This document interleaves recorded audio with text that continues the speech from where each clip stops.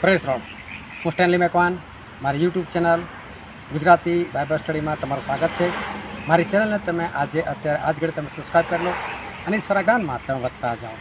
શાઉલ રાજા પોતાના અંતિમ સમયની અંદર એ શમૂએલના આત્માને ઉઠાડવા માટે ગયા, તો તેમને શમૂએલના આત્માની શી જરૂર પડી? એ શમૂએલના આત્માને શા માટે ઉઠાડવા માટે ગયા? અને શું જે આત્મા ઉઠીને આવેલો હતો એ શું શમૂએલનો જ આત્મા હતો કે પછી કોઈ દુષ્ટાત્મા હતો?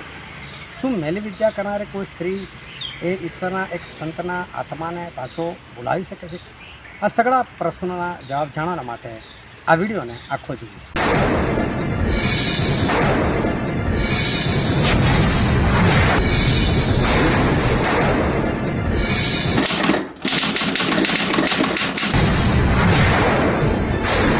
ઈશ્વર પિતાનો પુષ્કળ આભાર માનીએ કે આજે ફરીને એક વખત ઈશ્વર આપણને જીવતા રાખ્યા, આપણને તાજગી તંદુરસ્તી આપી, માટે આપણે ઈશ્વર પિતાનો આભાર માનીએ।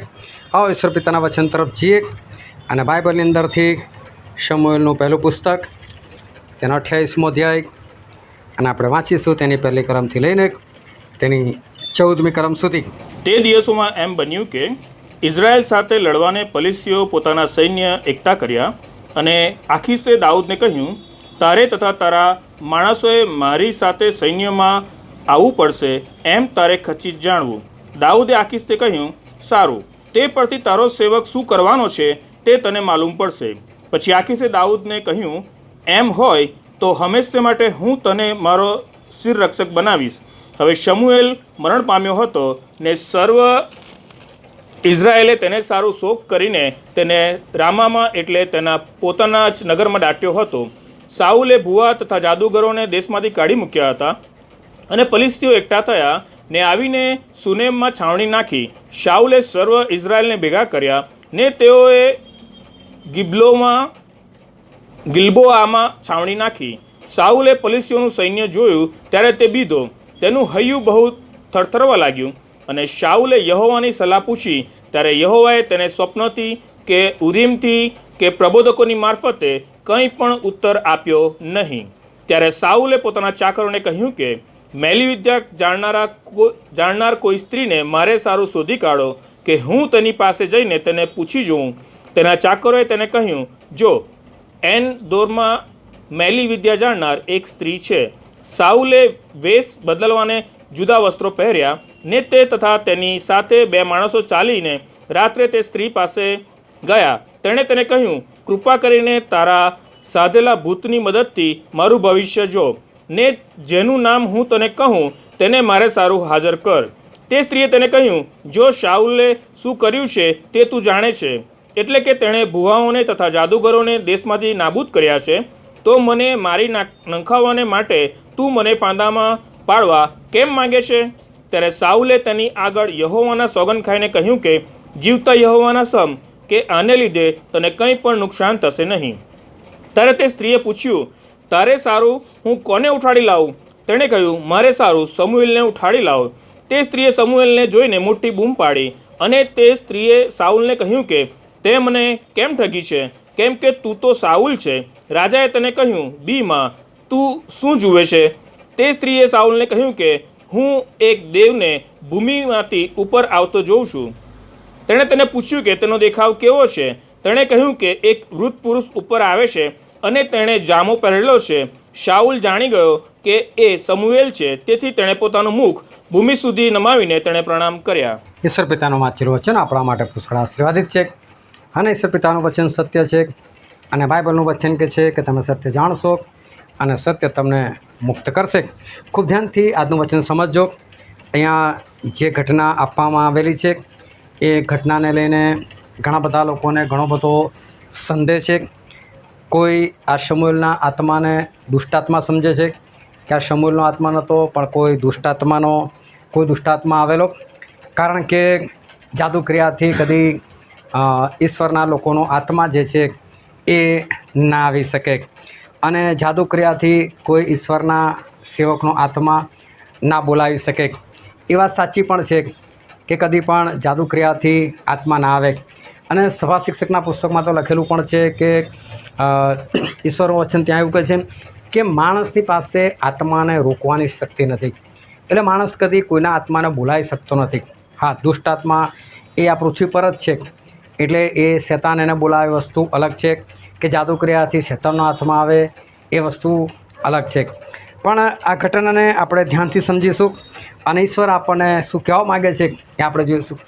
અહીંયા શાઉલ જે છે એ ઈશ્વરના માર્ગમાં બરાબર ચાલતા નહોતા. એના કારણે ઈશ્વરે એમને તરછોડી મૂકેલા અને એવા સમયે ફલિસ્તીઓ સાથે યુદ્ધ થયું. ફલિસ્તીઓ સાથે યુદ્ધ થયું અને બંને સેનાઓ આમને સામને ગોઠવાઈ ગઈ. અને શાઉલ જ્યારે એ ફલિસ્તીઓની સેનાને જુએ છે તો એ ગભરાઈ જાય છે અને એને બીક લાગે છે કે હવે શું કરું. અને એટલે એ ઈશ્વરની સલાહ પૂછવા માગે છે કે ઈશ્વર મને શું કહે છે કે લડવા મારે જવું જોઈએ કે ના જવું જોઈએ. એટલે એ ઈશ્વરની સલાહ પૂછે છે તો ઈશ્વર કોઈ પણ પ્રકારનો જવાબ આ શાઉલને નથી આપતા.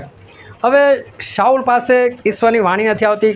એ પ્રબોધકો પાસે જાય છે તો પ્રબોધકો પણ ઈશ્વર પૂછે છે કે ઈશ્વર આ શાઉલ જાય કે ના જાય, પણ પ્રબોધકોને પણ ઈશ્વર કોઈ જવાબ નથી આપતા. એટલે શાઉલને કોઈ જવાબ મળ્યો નહીં. ત્યાં ઉરીમ જે લખેલું છે એનો અર્થ એવો થાય છે કે ચિઠ્ઠી નાખીને ઈશ્વરની સલાહ પૂછવી. કદાચ સમજો કે તમારે નવો મોબાઈલ જોઈએ છે અને તમને ખબર નથી પડતી કે ઈશ્વર હા પાડે છે કે ના પાડે છે, તો એવા સમયે ચિઠ્ઠી નાખવામાં આવે. એમાં એક ચિઠ્ઠીમાં હા લખવામાં આવે કે હા ઈશ્વરની હા છે, એક ચિઠ્ઠી એવી લખવામાં આવે કે જેમાં ના લખવામાં આવે કે ઈશ્વરની ના છે, અને એક ચિઠ્ઠી કોરી રાખવામાં આવે કે ઈશ્વરે કશો જવાબ જ નથી આપતા. તો એવી રીતે જ્યારે શાઉલે ચિઠ્ઠીઓ નાખી તેમાં પણ કોરી ચિઠ્ઠી આવી, એટલે ઈશ્વર કોઈ જવાબ જ નથી આપતા. સ્વપ્નમાં પણ ના ખબર પડી, દર્શનમાં પણ ના ખબર પડી. હવે આ જે શાઉલ છે એ શાઉલની પાસે ઈશ્વરની વાણી કોઈ પણ રીતે આવી નહીં. ના ચિઠ્ઠીઓમાં આવી, ના પ્રબોધકો દ્વારા આવી, ના સ્વપ્નથી આવી, ના દર્શનથી આવી. પણ એમને તો ઈશ્વરની સલાહ જોઈતી હતી. એટલે પછી એ કહે છે કે ભાઈ તમે મારા માટે કોઈ મેલી વિદ્યા કરનારી સ્ત્રીને શોધી લાવો ને. મેલી વિદ્યાથી ઈશ્વર બહુ કંટાળે છે. ઈશ્વરને આ વસ્તુ ગમતી નથી. અને એટલે આ શાઉલ રાજાએ પોતે જ ઈશ્વરના માર્ગમાં ચાલતી વખતે આ બધા જાદુ ક્રિયા કરનારાઓને હાંકી કાઢેલા હતા. પણ છતાં અમુક છુપાઈને રહેતા હતા સંતેને. દાખલા તરીકે આપણા ગુજરાતની અંદર દારૂબંધી છે, પણ છતાં પીનારાને મળી આવે છે. એનો મતલબ ગેરકાયદેસર તો મળે જ છે. હવે ગેરકાયદેસર જે લોકો વેચતા હોય એ લોકોએ બોર્ડ મારીને થોડા બેઠા હોય કે ગાડી મળશે, એટલે એ લોકો તો છુપાઈને વેચતા હોય. એ છુપાઈને કોને વેચે? જે કાયમનો ગ્રાહક હોય, જેને ઓળખતા હોય એને જે લોકો આપે. અજાણ્યો કોઈ જેને ઊભો થાય તો લોકો ગભરાય કે ભાઈ પોલીસવાળો તો નહીં હોય, પોલીસનો ખબરી તો નહીં, દારૂ વેચનારો દેખાવ છું કે ઉપરથી પાછું એવું કહે કે દારૂ મળે છે, હું આવો દેખો ચલો નીકળી જાય અહીંથી, અહીં કેવું દારૂ બારું નથી મળતો એવું કહી દે. તો એવી જ રીતે અમુક જણા આ જાદુ ક્રિયા કરનારો છુપાઈને રહેતા હતા. પણ શાઉલના કોઈ માણસને ખબર હતી કે એન્દોરની અંદર એક સ્ત્રી છે એ જાદુ ક્રિયા કરે છે. શાઉલને કહે ચલો ત્યાં જઈએ કહે છે. એટલે શાઉલ શું કરે છે? વેશ પલટો કરે છે. એટલે કે રાજાનો ડ્રેસ કાઢી નાખે છે. કેમ? બધાને ખબર હતી જાદુ ક્રિયા કરનારાઓને કે રાજાએ તમને કાઢી મૂકેલા છે, અને રાજા જો અમને જોઈ જાય તો એ તો મારી જ નાખે, સીધા મરણદંડ થાય. એટલે આ શાઉલ જાય છે, એના માણસો જાય છે, પણ પેલી સ્ત્રી માટે બધા જાણ્યા. એટલે એ પણ પોતાના બચાવ માટે રીતે જ કહે છે તને ખબર નથી કે છે શાઉલે કે આવા બધા લોકોને કાઢી મૂકેલા છે કે છે હું થોડી આ બધું કામ કરું છું કે છે એમ. એટલે એ ઓળખી નથી શકતી કે સામે શાઉલ છે. આ વસ્તુ ધ્યાનમાં રાખજો. એ છે જ મેલી વિદ્યા કરનારી સ્ત્રી, પણ સ્ત્રીને એ નથી ખબર પડી કે મારી સામે ખુદ શાઉલ રાજા આવ્યો છે. એ નથી ઓળખી શકતી. તને ખબર નથી કે શાઉલે બધાને કાઢી મૂકેલા છે. એટલે શાઉલ રાજા કે તું ચિંતા ના કર ને કે અમે થોડા કોઈને કહેવાના છે, તું કે મારે સારું આટલું કામ કર કે છે, મારે સારું તારે કોઈને લાવવાનો છે, તારા સાધેલા ભૂતની મદદથી કે છે હું જેને કહું ને તું ઉઠાડી લાય કે છે. એટલે પેલી કહે છે કે સારું ચલ કોને ઉઠાડી લાવું. જો આ સ્ત્રી ધ્યાનમાં રાખજો ખાસ વસ્તુ કે શાઉલને નથી ઓળખી શકી. એની પાસે ગમે તેવી ક્રિયાઓ હોય, ગમે તેટલી તાકાત હોય, શક્તિ હોય, પણ શાઉલને નથી ઓળખી શકી કે આ શાઉલ રાજા છે. એના પછી શું થાય છે કે કોને ઉઠાડી લાવું? તો કે શમૂએલને કહે છે. અને શમૂએલને જો એણે ઉઠાડતી નથી, પણ કાંઈ બાઇબલમાં શું લખેલું છે આપણે વાંચીએ. પહેલો શમૂએલ તેનો 28મો અધ્યાય અને આપણે વાંચો તેની 12મી કલમ. તે સ્ત્રીએ સમુએલને જોઈને મોટી બૂમ પાડી. શું કહે? સમૂએલને જોઈને મોટી બૂમ પાડી. ચલો 11મી કલમ બી વાંચો. ત્યારે તે સ્ત્રીએ પૂછ્યું તારે સારો હું કોને ઉઠાડી લાવું? તેણે કહ્યું મારે સારું સમુએલને ઉઠાડી લાવું. હા, એ કહે છે કે મારે સમુએલને ઉઠાડી લાવો. અને પછી 12મી કલમ શું કહે છે? તે સ્ત્રીએ સમુએલને જોઈને મોટી બૂમ પાડી. સમુએલને જોઈને બૂમ પાડી. જો આ સ્ત્રી એ સમુએલને જોઈને બૂમ પાડે છે. એનો મતલબ કે સમુએલ આવી રહેલા હતા, એમનો આત્મા આવી રહેલો હતો. આને નથી ઉઠાડ્યો તો કોઈ જંતર મંત્ર નથી કર્યું, કોઈ મેલી વિદ્યાને. એ સમુએલને જોઈને બૂમ પાડે છે. શું બૂમ પાડે છે સાંભળો આગળ. અને તે સ્ત્રીએ સાઉલને કહ્યું કે તે મને કેમ ઠગી છે, કેમ કે તું તો સાઉલ છે. હા, આ સ્ત્રી કે તે મને કેમ ઠગી છે, તું તો સાઉલ છે. આવું આને ક્યારે ખબર પડી? જ્યારે સમુએલનો આત્મા આવે છે ત્યારે. એનો મતલબ પવિત્રતા આવી. એ પવિત્રતામાં આની આંખ ખુલી. એની મેલી વિદ્યાર્થીને જે ના ખબર પડી એ પવિત્રતામાં એને ખબર પડી કે આ તો સાઉલ રાજા છે, કે તે મને કેમ ઠગી ગયા છે. એટલે સમુએલનો આત્મા ખરેખર આવે છે, પણ એને આ સ્ત્રીએ નથી ઉઠાડ્યો. ઈશ્વર જ મોકલ્યો છે આત્માને. સમુએલે તું જા, સમુએલ તું જા. હવે એનું બીજું સબૂત આગળ વાંચો. રાજાએ તેને કહ્યું, બીમાં તું શું જુએ છે? જો રાજા પૂછે છે તું શું જોવે છે, કે તને શું દેખાય? તો આ સ્ત્રી શું કહે છે? તે સ્ત્રીએ સાઉલને કહ્યું કે હું એક દેવને ભૂમિમાંથી ઉપર આવતો જોઉં છું. હા, જો આ સ્ત્રી એવું ના કે તે તો મને કીધું સમુએલ ઉઠાડવાનો, મેં સમુએલને ઉઠાડ્યો છે, એવું ના કે. પણ એને તો ખબર જ નહીં કે સમુએલ આવી રહ્યો છે. એ તો કહે છે હું દેવને ભૂમિમાંથી ઉપર આવતો જોઉં છું. અને પછી તેણે તેને પૂછ્યું કે તેનો દેખાવ કેવો છે. તેણે કહ્યું કે એક વૃદ્ધ પુરુષ ઉપર આવે છે અને તેણે જામો પહેરેલો છે. સાઉલ જાણી ગયો કે એ સમુએલ છે. હા, શાઉલને ખબર પડે ગઈ કે આ સમુએલ છે. આ સ્ત્રીને નથી ખબર પડી કે આ સમુએલ છે. એનો મતલબ સમુએલનો જ આત્મા આવ્યો છે, પણ જાદુ ક્રિયાથી નહીં. આ ઈશ્વરે જ એ આત્મા મોકલી આપેલો છે. આપણું વચન કંઈક બીજું છે, પણ આનો ખુલાસો કરવો એટલા માટે જરૂરી હતો કે આ ખુલાસો ના થાય તો આગળનું વચન જે છે એ સમજ પડે એવું નથી. આ સ્ત્રી શાઉલને નથી ઓળખી શકતી પોતાની જાદુ ક્રિયાથી. એના સાથેલા ભૂતની મદદથી એ શાઉલને નથી ઓળખી શકતી. એ સમુએલને બોલાવતી નથી, એ ઉઠાડતી નથી, કંઈ મંત્ર તંત્ર ભણતી નથી ને પછી કે ચાલ સમુએલ આત્મા હાજર થા, એવું કશું નહીં. પરંતુ સમુએલ પોતે આવે છે અને પોતે તેને જોઈને બૂમ પાડે કે શાઉલ તે મને કેમ ઠગી છે. તો કે તું કોને જોવે છે? તો નથી કહેતી કે હું સમુએલને જોઉં છું, કેમ કે એને ઉઠાડ્યો જ નથી. એને ઉઠાડ્યો હોત તો કહેત કે હા ભાઈ હું સમુએલને જોઉં છું, તે તો મને કીધું. અને જો તારે કહેવાથી મેં સમુએલ ઉઠાડ્યો, મારામાં આટલી તાકાત છે, શક્તિ છે, એવું નહોતું તે ગાડી. પરંતુ સમુએલ પોતે આવે છે, એમને ઈશ્વરે મોકલ્યા છે. અને એટલે સમુએલ પોતે ત્યાં આવે છે. હવે આજે શાઉલ જે ઇઝરાયલના સૌ પ્રથમ રાજા બનેલા, એ 2 વર્ષો બહુ સરસ ચાલેલા હતા. અને 2 વર્ષો ઈશ્વરની આજ્ઞા પાલનની અંદર બહુ સરસ રીતે આગળ વધ્યા. ઈશ્વર પણ એમનાથી ખુશ અને શાઉલ પણ ઈશ્વરથી ખુશ. પરંતુ 2 વર્ષ પછી એવું થયું કે આ જ ફલિસ્તીઓ સાથે લડાઈ થયેલી. અને લડાઈ થયેલી એટલે હંમેશા ઈશ્વરની સલાહ પૂછીને જ આગળ વધવાનું. એટલે સમુએલ સાથે વાત થયેલી હતી. એટલે સમુએલે શાઉલને એવું કીધું કે શાઉલ હું આવીશ આ દિવસે, કે છે આ દિવસ આવીશ, આટલા વાગે આવીશ, અને ત્યાર પછી આપણે યુદ્ધ કરવા માટે આગળ જઈશું, એની પહેલાં આપણે નહીં જઈએ. અને એટલે શાઉલ જે છે એ સમુએલની રાહ જોતા હતા કે સમુએલ આવે, આવીને ઈશ્વરને દહનાર્પણ કરે, દહનાર્પણ કરીને ઈશ્વરની સલાહ પૂછે, પછી અમે લોકો લડવા માટે જઈએ. પણ થયેલું શું કે ફલિસ્તીઓની સેના આવી ગયેલી હતી સામે, અને આ લોકો પણ લડવા માટે નીકળેલા તો ખરા જ. અને શાઉલે જોયું કે ફલિસ્તીઓ આવી ગયેલા છે, એ લોકો બધા ભેગા થઈ ગયેલા છે, અને હજુ શું સમુએલ નથી આવ્યા. સમુએલ ક્યારે આવે, ક્યારે દહનાર્પણ કરે અને ક્યારે અમે લોકો લડવા જઈએ, એટલે ગભરાઈ ગયા એમ. હવે આપણે અહીં ગાડી બેઠેલા છે અને કદાચ એવી ખબર મળે કે ફતેગંજથી એક ટોળું નીકળ્યું છે અને આ સંગત બંધ કરવામાં કે મારવા માટે. હજુ ફતેગંજ છે, જો અહીં સુધી આવ્યું નથી, પણ ગાડી કેવો હળબળાટ થાય, ઊંચું થાય, ઊંચું નીચા થઈ જાય. અહીં પહોંચે નહીં પહેલાં આપણે તો ભાગો અહીંથી. આ પ્રકારનો માહોલ શાઉલ સાથે થઈ ગયો. શાઉલ ગભરાઈ ગયો. શું થશે, શું થશે? સમુએલે જે સમય આપ્યો છે ને એ સમય હજુ થયો જ નથી. ઈશ્વરના સેવક કદી મોડા પડતા જ નથી. એટલે સમુએલ સમય પર જ આવવાના છે. પણ શાઉલ ગભરાઈ ગયેલા છે. શું થશે, શું થશે? તેમને બીજો વિચાર શું આવ્યો હશે? હું બી તો દેવનો અભિષેક જ છું ને, ઈશ્વર મને પસંદ નથી કરતા, મારો અભિષેક નથી કર્યો, મારામાં પવિત્ર આત્મા નથી, હું દહનાર્પણ કરું તો એમાં કઈ મોટી વાત છે? સમુએલ નથી તો શું છે, હું કરી દઉં. પણ એમને એ નથી ખબર કે રાજા છે, રાજાનું કામ નથી આ. એક રાજા આવી રીતે ઘમંડની અંદર એ પ્રભુના મંદિરમાં ધૂપ ચડાવવા માટે જતા રહેલા. તો લેવીઓ પાછળ ભાગ્યા, એ રાજા બહાર નીકળ, તારું કામ નથી. તો ગુસ્સે થઈ ગયો, હું ના કરી શકું કે છે. અને તરત એના કપાળમાં કોળ ફૂટી નીકળ્યો અને મંદિરમાંથી બહાર આવ્યો અને એની પહેલાં તો આખો શરીરમાં કોઢીલો થઈ ગયો. જે કામ જેનું છે ને, ઈશ્વરે જેને સોંપેલું છે એ જ કામ કરવાનું છે. અને ઈશ્વરે રાજાને રાજ કરવાનું સોંપેલું છે એટલે એણે જ કરવાનું છે. શમૂએલ પ્રબોધક છે, શમૂએલ કરી શકે છે, એમણે કામ કરવાનું છે, આ દહનાર્પણ કરવાનું. એ શાઉલનું કામ નથી. પણ શાઉલ અભિમાન આવી ગયો કે 2 વર્ષ સરસ ચાલેલા, ઈશ્વર સાથે સારો સંબંધ હતો એટલે એમને એવું કરું તેમાં શું કંઈ ફરક પડી જવાનો, હું પણ રાજા છું, હું પણ અભિષિક્ત છું. દહનાર્પણ કર્યું. જેવું દહનાર્પણ કર્યું ને એવા જ શમૂએલ ત્યાં હાજર. એ શમૂએલ કે શાઉલ તો શું કર્યું કે છે? શાઉલને બરાબર ખબર છે મેં ભૂલ કરી છે, પણ સ્વીકારતા નથી. અને શાઉલ એવું કહે છે કે શમૂએલ તું કહે છે ને ઠરાવ સમયની અંદર આવ્યો નહીં કહે છે, અને પરિસ્થિતિઓની સેના તો આવી ગયેલી છે કે, અને ઇઝરાયલ પુત્રો તો બધા આમથી તેમ થઈ રહ્યા છે કે, એટલે કે છે મેં મારું મન દુખાવીને મેં આ કામ કર્યું કે છે.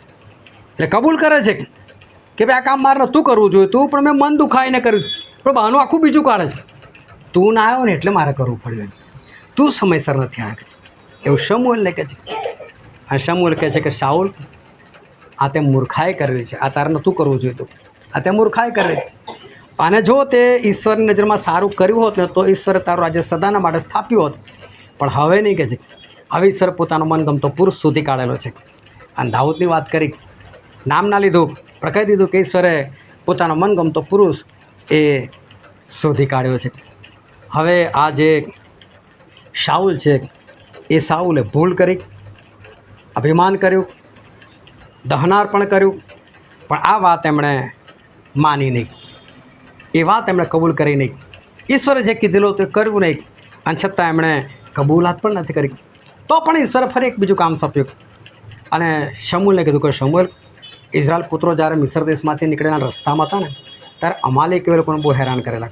મને યાદ આવે છે કે જા કે શાઉલને કહે કે અમાલેકની સાથે લડે કે છે, બધાને એના હાથમાં સોંપી દેશે, પણ કોઈ બચવું ના જોઈએ, ઢોર ઢાંકથી લઈને કોઈ પણ માણસ બચવું ના જોઈએ કે છે, બધાને ઉડાવી નાખો કે છે. અને એટલે આ શમૂએલના કહેવા પ્રમાણે શાઉલ લડવાના માટે નીકળે છે, લડાઈ કરવાના માટે જાય છે, જીતીને આવે છે. પણ શું કરે છે? રાજાને જીવતો પકડીને લાવે છે, મેઇન માણસને છે. બધાને મારી નાખવાના હતા, એની જગ્યા પર રાજાને જ જીવતો પકડી લાવે છે.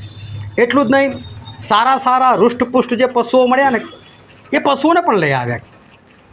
અને એ લોકો તો બિંદાસ છે. ઈશ્વરે શમૂએલે કીધું જા શમૂએલ જલ્દી પેલા શાઉલ પાસે જા, મારું કહેલું કરતો નથી કે છે. એટલે શમૂએલ ફરી જાય છે, હે શાઉલ શાઉલ તે ઈશ્વરની આજ્ઞા કેમ નથી પાડી કે છે? શાઉલ કે શમૂએલ મેં ઈશ્વરની આજ્ઞા પાડી છે કે છે, તે મને કીધેલું ને કે છે અમાલેકનો નાશ કરતો કરી નાખ્યો કે છે, ખાલી રાજાને પકડીને લાવ્યો બસ, તેને મારી નાખ્યું છે. તો કે પણ મને બે સંભળાય છે પશુઓની, એ શું છે કે છે? તો એ તો કે જે હૃષ્ટપુષ્ટ પશુઓ હતા ને ઈશ્વરને બલિદાન કરવાના માટે હું લાવ્યો છે કે. હવે આમાં ક્યાં બલિદાનની વાત હતી, ક્યાં ઈશ્વરો માગેલો હતો? પણ ભૂલ થઈ છે, એ ભૂલ કબૂલ નથી કરતા કે હા મેં ભૂલ કરી છે ને ઈશ્વરે મને જે પ્રમાણે કીધેલું છે એ પ્રમાણે મેં નથી કર્યું. આ શાઉલ આ બીજી વખત આ જગ્યા પર એ ઈશ્વરની આજ્ઞા નથી માનતા, પણ એમને કહેવામાં આવે છે તો કબૂલ પણ નથી કરતા. એ પોતાની ભૂલ સ્વીકારવા તૈયાર નથી કે ના હું સાચો, મેં બરાબર જ કર્યું છે, મેં આજ્ઞા પાડેલી જ છે, એમને એમ જ એ કહેવા માગે છે. આ બધી વખત ઈશ્વરે શાઉલની સાથે વાત કરેલી, શમૂએલ દ્વારા વાત કરેલી, ડાયરેક્ટ પણ વાત કરેલી, અને ઈશ્વરે પોતે આજ્ઞાઓ આપેલી હતી. હવે આ શાઉલ જે છે એ ઈશ્વરના માર્ગમાં ચાલતા જ નથી. હવે એમને આદત જ પડી ગઈ. અને હવે ઈશ્વરે દાઉદને પસંદ કર્યા, દાઉદનો અભિષેક કરી દીધો, પણ શાઉલ એ પોતાની ગાદી છોડવા માટે તૈયાર નથી. હવે શાઉલને ખબર પડી કે આ દાઉદ જે છે મારા પછી તો એ રાજા થવાનો છે, એટલે પ્રપંચ કરે છે અને દાઉદને મારી નાખવાના બહુ બધા પ્રયત્નો કરે છે. એમાં સફળતા નથી મળતી, પરંતુ શાઉલ એ ઈશ્વરના વચન વિરુદ્ધ ચાલ્યા જ કરે છે. કોઈ આજ્ઞા હવે પાડતા નથી અને ચાલ્યા કરે છે એમને. હવે ઈશ્વર પણ એમને કદી કોઈ કશું કહેતા નથી, ટૂંકતા નથી.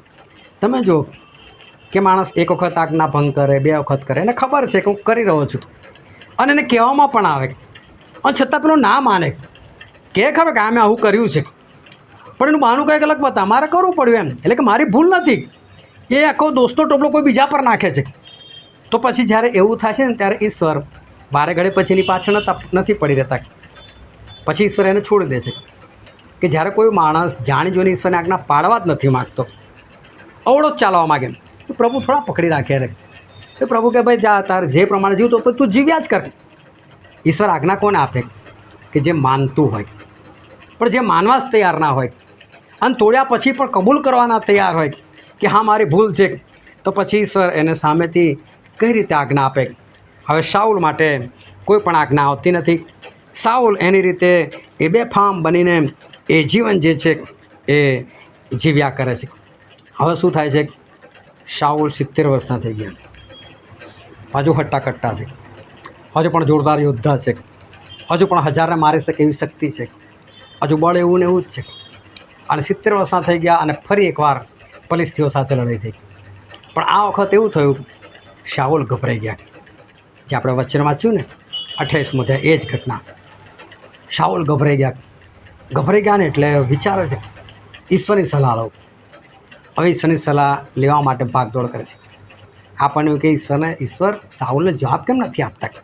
ના પ્રબોધકો દ્વારા, ના સંદર્શન દ્વારા, ના સપના દ્વારા, ના ચિઠ્ઠીઓ નાખવા દ્વારા, કેમ ઈશ્વર જવાબ નથી આપતા? આપણને એમ થાય. પણ એની પહેલાં એણે 38 વર્ષ એવા કાઢી નાખેલા છે કે જેમાં ઈશ્વરનું કહેલું માન્યું જ નથી. તો હવે ઈશ્વરે શું આજ્ઞા આપે? હવે જો અત્યાર સુધી ઈશ્વર એને આજ્ઞા આપેલી અને એ સમૂહલો મોકલતા હતા, ઈશ્વર તો પેલા મારી આજ્ઞા નથી પાડી, કેમ આવું કરે? પૂછ એને, કે બરાબર ચાલ. પણ હવે કેટલા વખતથી શાઉલ નથી ચાલતા, અને હવે જ્યારે એમને આજ્ઞા જોઈએ છે ઈશ્વર પાસેથી, ત્યારે ઈશ્વર ના પાડે, હું તારી પાસે આવું જ નહીં, બોલું નહીં, વાતે ના કરું. બોલો, પ્રબોધકો પાસે ગયા તો પ્રબોધકો ખબર ને જે બી પ્રબોધક હશે, પણ ઈશ્વર ના પાડે, કહે છે શાઉલનો એની જોડે વાત નહીં કરું, કે છે ના કરી. સ્વપ્ન પણ ના આવ્યું કોઈને, દર્શન પણ ના થયું કોઈને. એટલે શું, છેલ્લે એક આસાન તરીકો, ચિઠ્ઠીઓ નાખો એમાં તો જવાબ મળશે. એમાં એક કોરી ચિઠ્ઠી નીકળી, બસ, કશું જ નહીં. પણ આ વખતે છે શાઉલ એ બરાબર ભાગતો ના, આજ્ઞા તો ઈશ્વર પાસેથી જ જોઈએ છે. જો જાય છે મેલી વિદ્યા કરનારી સ્ત્રી પાસે, પણ એને એવું નહીં પૂછવા જતો હું લડવા માટે જાઉં, હું જીતીશ કે નહીં જીતું, તું મને કે તારા સાધેલા ભૂતની મદદથી મારું ભવિષ્ય જો ને શું થશે, એવું પૂછવા નથી જતો. હજુ બેને કોની સલાહ જોઈએ છે? ઈશ્વરની જ જોઈએ છે. સમૂહને બોલાવો લાગે, અને સમૂહને પૂછ્યું કે સમૂહ એકવાર તો કહે ભાઈ છેલ્લી વખત. એટલે હજુ બી જોઈએ છે તો ઈશ્વર પાસેથી જ આજ્ઞા. હવે એમને એવું નથી કે ભાઈ આ જંતર મંતર કરનારી સ્ત્રી મને કશું કહે અને એના કહેવા પ્રમાણે હું કરું, એવું નથી. એ હજુ પણ ઈશ્વરની સલાહ લેવા માટે એ જાદુ ક્રિયાને પકડે છે. હવે વિચાર કરો, ક્યાં ઈશ્વર અને ક્યાં જાદુ ક્રિયા? જાદુ ક્રિયા થોડા આપણે ઈશ્વરને પ્રાપ્ત કરી શકીએ, કોઈ સંજોગોમાં નહીં. આઈડિયા મારે છે, આત્મા બોલાયેલું સાંભળ્યું હશે ને, પણ આવી રીતે કદી આત્મા નથી આવતો. આજની તારીખમાં બહુ ધ્યાનથી સમજી લેજો, આવા લોકો છે તાંત્રિક લોકો. તમારા પિતા ના હોય કે માતા ના હોય કે કોઈ બી ના હોય, તમારી સાથે વાત કરી હોય ને તો રીતસર આત્મા બોલાવે અને પછી તમારી સાથે વાત બી કરાય, હોય દુષ્ટાત્મા, પણ એ તમારા કાકા મામા જેને તો બોલે એના જવાબમાં વાત કરે, એની સ્ટાઇલમાં જ વાત કરે, બધું જ. પણ એ કંઈ એ નથી હોતો. એકવાર માણસ મરી જાય ને એટલે એનો આત્મા સીધો ઈશ્વર પાસે જાય અને ઈશ્વર એનો ન્યાય કરી નાખે. અને ઈશ્વર ન્યાય કરી નાખે. ઈશ્વર સિવાય એ આત્મા પર હવે કોઈ બીજાનો હક નથી, કોઈનો અધિકાર નથી, કોઈ બોલાવી શકતો નથી, કશું નથી કરી શકતું. ઇબ્રાહિમ શું કહે છે?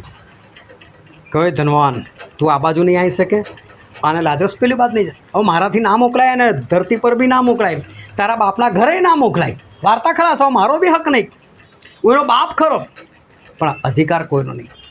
એકવાર માણસ મરી જાય ને એટલે મુએલોનો આત્મા એ નથી ભૂત બનતો, નથી પ્રેત બનતો, નથી પિશાચ બનતો, કે નથી એ કોઈના બોલાવાથી આવી શકતો. જો કદાચ કોઈ જાદુ ક્રિયાથી આવે છે તો એ દુષ્ટાત્મા છે, એને આ આત્મા સાથે કોઈ લેવા દેવા નથી. એ બધા શેતાનના આત્માઓ છે.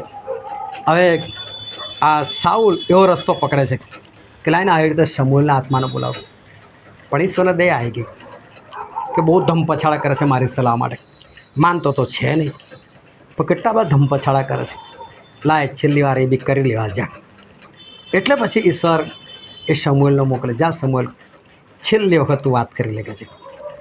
અને શમૂએલનો આત્મા એ ત્યાં જાય છે. બસ આપણે ત્યાં સુધી જ વાંચ્યું.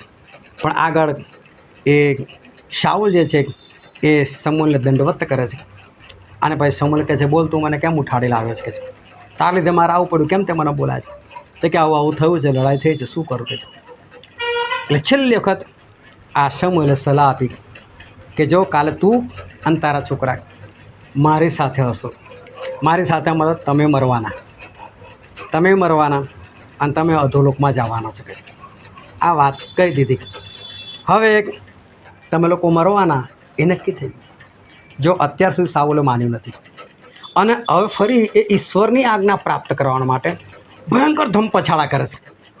આખરે ઈશ્વર આત્મા મોકલે પણ છે અને છેલ્લી આજ્ઞા એને મળી પણ જાય છે, ચેતવણી મળી જાય કે જો તું લડવા ગયો તો સમજો કે તુંય મરવાનો અને તારા છોકરાએ મરવાના. હવે આનો અર્થ શું થયો કે આનો અર્થ એક જ થયો કે હવે સાઉલે લડવા ના જવું જોઈએ.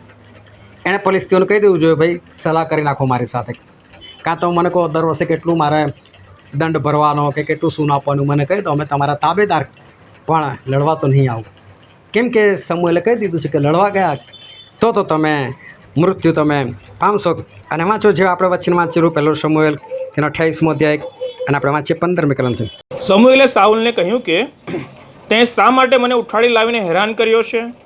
સાઉલે ઉત્તર આપ્યો કે હું ઘણા સંકટમાં આવી પડ્યો છું, કેમ કે ફલિસ્તીઓ મારી વિરુદ્ધ યુદ્ધ કરે છે ને દેવ મારી પાસેથી જતો રહ્યો છે ને પ્રબોધકો મારફતે કે સ્વપ્ન મારફતે મને હવે ઉત્તર આપતો નથી. એ કારણથી મેં તને બોલાવ્યો છે, જેથી મારે શું કરવું તે મને કહે. હા, આ કહે છે કે ભાઈ મને કહેજે કે મારે શું કરું. એનો મતલબ આજ્ઞા પાડવા તૈયાર છે. એવું જ કહેવા માંગે તું મને કહે, અત્યાર સુધી મેં ભલે નથી આજ્ઞા પાડી, પણ તું મને કહે ને મારે શું કરું. વાંચો આગળ. શમૂએલે કહ્યું કે યહોવા તારી પાસેથી જતો રહ્યો છે ને તારો શત્રુ થયો છે, તો તું મને કેમ પૂછે છે? જેમ યહોવા મારી મારફતે બોલ્યો હતો તેમ તેણે તેને કહ્યું છે, યહોવા તારા હાથમાંથી રાજ્ય ખૂંચવી લઈને તે તારા પડોશીને એટલે દાઉદને આપ્યું છે, કેમ કે તે યહોવાની વાણી માની નહીં ને અમાલેક પર તેના સખત ક્રોધનો અમલ કર્યો નહીં. તેથી યહોવાએ આજે તને આ પ્રમાણે કર્યું છે. વળી યહોવા તારી સાથે ઇઝરાયલને પણ ફલિસ્તીઓના હાથમાં સોંપશે અને કાલે તું તથા તારા દીકરા મારી સાથે હશો. યહોવા ઇઝરાયલના સૈન્યોને પણ ફલિસ્તીઓના હાથમાં સોંપશે. જો કહી દીધું ભાઈ કાલે તું તારા છોકરા મારી સાથે હશો, મરવાના તમે લોકો બી. જો હજુ પણ એક આજ્ઞા આવી, ચેતવણી આવી. હવે સાઉલ કેટલું સ્પષ્ટ કહે છે તું મને કહેને હું શું કરું કે છે, એનો મતલબ આજ્ઞા પાડવા માટે. અને તો એ છે ને આ સાઉલ લડવા માટે જ જાય છે. એને ખબર પડી ગઈ ને કે કાલે હું મરવાનો, લડવા જઈશ, પણ તો એ લડવા માટે જાય છે. અને પહેલો શમૂએલ તેનો 31મો અધ્યાય અને 1 થી 4 કલમો વાંચ્યો હતો. હવે ફલિસ્તીઓએ ઇઝરાયલની સાથે યુદ્ધ કર્યું. ઇઝરાયલના માણસો ફલિસ્તીઓની આગળ નાઠા ને ગિલ્બોઆ પર્વત પર કતલ થઈ પડ્યા. ફલિસ્તીઓએ સાઉલ તથા તેના દીકરાઓને લગોલગ કેળો પકડ્યો અને ફલિસ્તીઓએ સાઉલના દીકરા યોનાથાન, અમીનાદાબ તથા માલ્કીસુઆને મારી નાખ્યા. અને સાઉલની વિરુદ્ધ સખત યુદ્ધ મચ્યું ને ધનુર્ધારીઓએ તેને પકડી પાડ્યો અને ધનુર્ધારીઓએ તેને લીધે તે ઘણી સંકળામણમાં આવી પડ્યો. ત્યારે સાઉલે પોતાના શસ્ત્રવાહકને કહ્યું કે તારી તરવાર તાણીને મને વિંધી નાખ. રખેને આ 2 સુન્નતીઓ આવીને મને વિંધી નાખીને મારું અપમાન કરે, પણ તેના શાસ્ત્રવાહકે એમ કરવાની ના પાડી, કેમ કે તે ઘણો બીધો. ત્યારે સાઉલ પોતાની તરવાર લઈને તે પર પડ્યો. જો છેલ્લે સાઉલે આત્મહત્યા કરી નાખી. એના 3 દીકરાની સામે જ મરી ગયા. હજુ પણ છેલ્લે પણ આજ્ઞા સાંભળી ખરી, ચેતવણી લીધી ખરી, પણ માની તો હજુ પણ નહીં. જે ટેવ પડી ગયેલી એ જ પ્રમાણે ચાલે. કેમ ઈશ્વર આ સાઉલ સાથે વાત કરવા નહોતા માગતા? કેમ ઈશ્વર પ્રબોધકો દ્વારા જવાબ નહોતા આપતા? કેમ ઈશ્વર ચિઠ્ઠીઓ દ્વારા જવાબ નહોતા આપતા? કેમ ઈશ્વર સ્વપ્નથી કે દર્શનથી પણ જવાબ નહોતા આપતા? એનું કારણ ખાલી આ જ હતું. જો માણસ એ આજ્ઞા સાંભળતો હોય પણ પાળતો જ ના હોય ને, પછી ઈશ્વર ખોટી મહેનત ના કરે કે છોડ આ નથી જ માનતો ને તો આની જોડે મારે વાત જ નથી કરી, એ પડતા મૂકી દે એમને. એટલે ઈશ્વરને પડતો મૂકી દીધેલો. પણ તોય આ છેલ્લે એટલી બધી એને તલબ દેખાડી, ના હો તો કરીશ એમ જ મેળવી ત્યાં કરના શ્રી પાસે ગયો. એટલે આખરી સર ચાલ ભાઈ તું આ છેલ્લું બી તારું એવું ના થાય કે ભાઈ તું મને કાલ ઉઠીને તારો ન્યાય થાય ત્યારે તું મને એવું કહે કે હું તો છેલ્લે તો આજ્ઞા પાડવાનો હતો. એટલે એક તક તને હજુ બી આપી દીધી. તો એણે માન્યું? તો એણે ના માન્યું. કહેતો શું મને કહેને મારે શું કરું? કર્યું ક્યાં એણે હજુ પણ? બાઇબલની અંદર જેટલા વચનો છે અને જેટલા વચનો તમે વાંચો છો તો સમજી લેજો કે તમે વાંચો છો તો આ બાઇબલ કોઈ એવું પુસ્તક નથી કે આને વાંચવાથી કશું સારું થઈ જાય. બાઇબલ વાંચવાથી કદી કશું સારું થતું નથી. એક જણના ઘરે ગયેલો એને એમ વળગેલું હતું અને ગામમાં ખ્રિસ્તી ફળ્યું એટલે બધા ખ્રિસ્તી છોકરાઓ બધા ત્યાં ભેગા થઈ ગયેલા હતા. અને હું ગયો ત્યારે એ છોકરો નીચે બેઠેલો હતો અને એના માથા પર 8 થી 10 જણા બાઇબલ પકડીને ઊભા રહેલા. એના માથા પર 8 થી 10 બાઇબલનો ઢગલો. મેં કહું હવે આ શું કરો છો? તો કે ધમાલ બહુ કરે છે, બાઇબલ મૂકી દે છે, શાંત પડી જાય છે. તો બાઇબલથી શાંત ના પડે મિત્રો. આ વચન તમારા હૃદયમાં કામ કરે ને તો બાઇબલથી કશું ના થાય. હું તમને કહું કે પ્રભુનું પરીક્ષણ કોણે કર્યું? કઈથી ખબર પડી? બાઇબલમાં શેતાન છે ને? પ્રભુ એકલા થોડા, બાઇબલમાં શેતાની છે. આ બાઇબલ કોણ કહે છે પવિત્ર છે? તમે પાડો તો પવિત્ર છે. હા, આને વાંચવા થોડું પવિત્ર છે. બાકી અંદર શેતાન બી બધું બહુ બોલે છે. હા, શેતાન કહે છે ને અહીંથી પડી જા, તો તમે એ માનો તો એ ઈશ્વરનું વચન છે? એ ઈશ્વરનું વચન નથી. આ પથ્થરને કંઈક રોટલી બની જાય, આ ઈશ્વરનું વચન છે? આ શેતાનનું વચન છે. એટલે તમે એવું ના સમજો બાઇબલ આખું પવિત્ર છે. ભાઈ, બાઇબલની અંદર ઈશ્વર જે બોલે છે એ સારા વચનો છે. અયુબના 3 મિત્રો આવ્યા, સારું બોલતા હતા. ઈશ્વરે શું કીધું? તમે લોકો મારા સેવકની જેમ સારું સાચું નથી બોલ્યા, તમે જૂઠું બોલેલા છો. તો એ જૂઠું કોના તરફથી હોય? હા, બધું બહુ શેતાન તરફથી બાઇબલની અંદર લખેલું છે.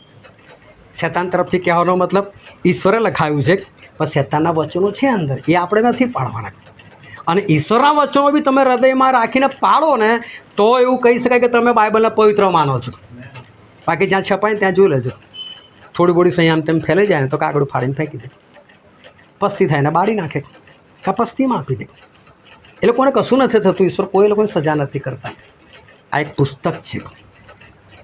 આ પુસ્તક વાંચવાથી કશું નહીં થતું. તમારી સામે દુષ્ટાત્મા હોય તો તમે બાઇબલ વાંચવા બેસી જાઓ. અહીંયા જ ગાડી નવા બનેલો કિસ્સો તમને કહું.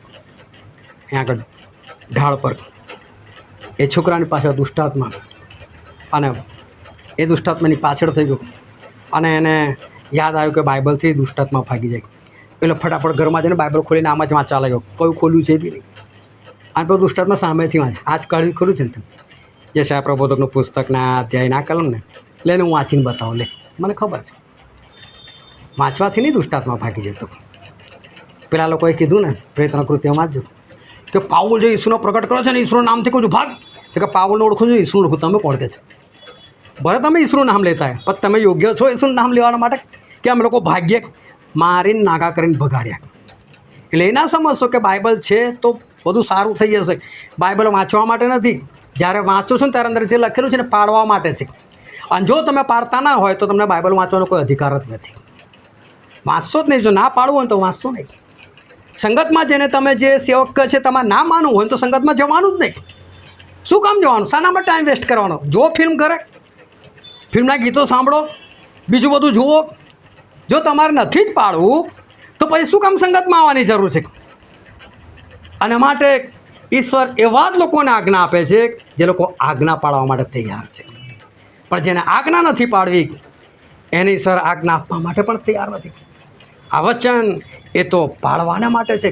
અને એટલે યાકૂબના પત્રમાં લખેલું છે તેનો 1લો અધ્યાય અને તેની 22મી કલમ. પણ તમે વચનના પાડનારા થાઓ, પોતાને છેતરીને કેવળ સાંભળનારા જ નહીં. હા, જે ફક્ત સાંભળે છે એ તો પોતાને નહીં છોડતા.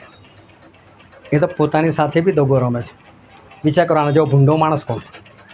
જે વચન સાંભળે છે નથી પાડતો ને એના જેવો ભૂંડો કોઈ નહીં. એ તો પોતાની જાતને છેતરે છે. વિચાર કરો. ઓ જે માણસ પોતાને છેતરે એના બાપને છોડે, એની માને છોડે, એની પત્નીને કે પતિને છોડે? જે માણસ પોતાને છેતરે તો કોને કોને ના છોડે?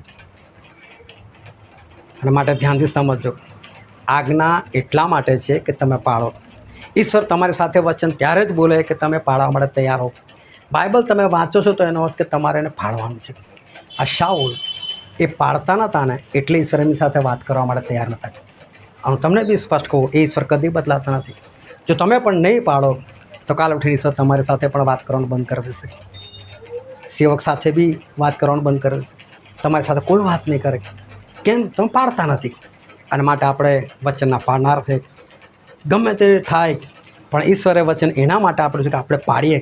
અને માટે આપણે હંમેશા જે વચન છે એને આપણે પાડનારા થાય કે જેથી કરીને ઈશ્વરનો આશીર્વાદ એ આપણી પર આવે. હાલેલુયા. હવે આપણે આપણી આંખોને બંધ કરીએ. આપણા મસ્તકો એ ઈશ્વરની હાજરમાં આપણે નમાઈએ. વાલાઓ, આ સમય છે કે આપણે આપણી જાતની તપાસ કરીએ, આપણા અંતરાત્માની સાથે વાતો કરીએ. આ સમય છે કે આપણે પોતાની પરીક્ષા કરીએ.